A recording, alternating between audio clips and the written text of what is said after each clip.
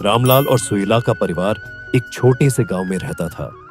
रामलाल एक मेहनती किसान थे जो सुबह से शाम तक अपने बैलों के साथ खेत जोतते।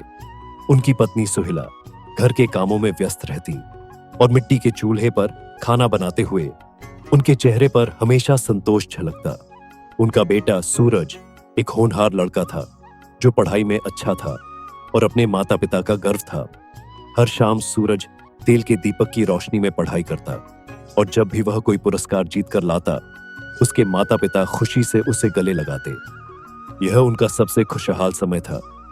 गांव के लोग रामलाल के परिवार की ईमानदारी और सरलता की मिसाल देते थे। उनका जीवन शांत और संतोषजनक था। लेकिन समय के साथ सूरज की सोच में बदलाव आने लगा। जैसे जैसे सूरज बड़ा हुआ वह अपने दोस्तों के साथ अधिक समय बिताने लगा। उसकी संगति धीरे धीरे खराब होती गई। वह माता पिता की सलाह को अनसुना करने लगा और अपनी पढ़ाई में रुचि खो बैठा। एक दिन वह गुस्से में घर से बाहर चला गया जब उसके पिता ने उसे गलत संगत छोड़ने के लिए कहा। गांव की गलियों में सूरज ने कुछ ऐसे दोस्तों का साथ पकड़ लिया जो देर रात तक ताश खेलते और गुप्त रूप से धूम्रपान करते थे। सूरज का ध्यान पढ़ाई से हटकर इन शरारतों में लगने लगा। वह अब स्कूल से भी छुट्टी मारने लगा।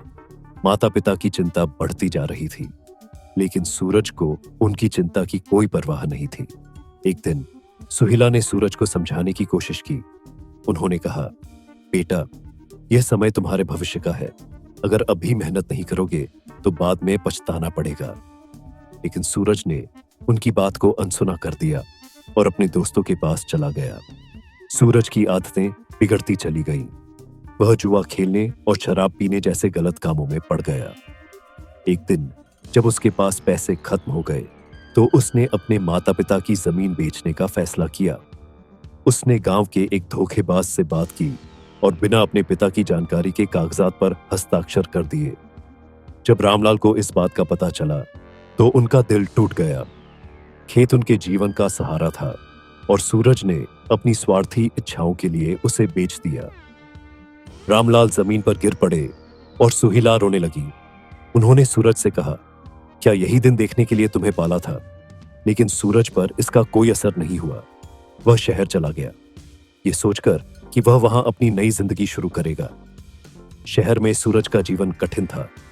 उसके पास पैसे नहीं थे और उसके दोस्त भी उसे अकेला छोड़ चुके थे। वह दिन रात भटकता रहा, लेकिन उसे कोई सहारा नहीं मिला।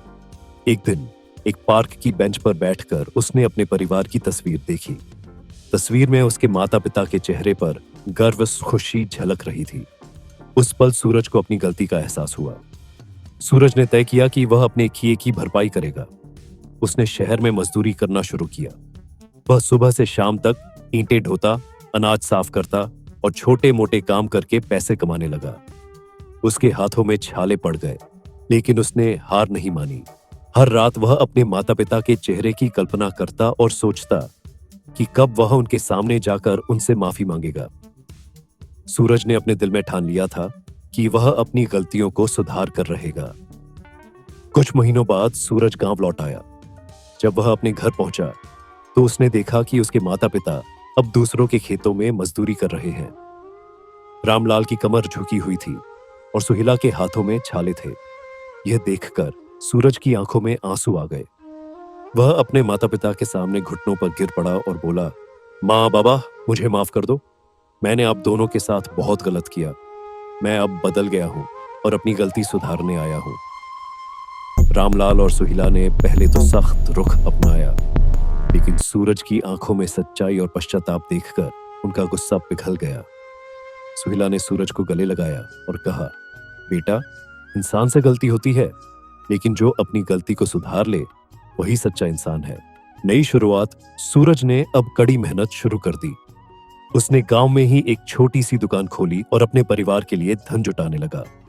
धीरे धीरे उसने वह खेत वापस खरीदा जो उसने कभी बेचा था। रामलाल और सूरज ने एक साथ खेत जोता। पिता पुत्र का रिश्ता अब और मजबूत हो गया था। सूरज ने अपने पिता से खेती के हर छोटे बड़े तरीके सीखे और उनके साथ कंधे से कंधा मिलाकर काम किया। सूरज ने यह भी ठाना कि वह अपने गांव के बच्चों को सही राह दिखाएगा।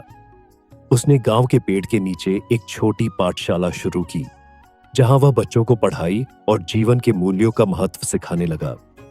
गांव के लोग अब सूरज को आदर की दृष्टि से देखते थे। एक दिन सूरज ने गांव के स्कूल की मरम्मत के लिए पैसे दान किए।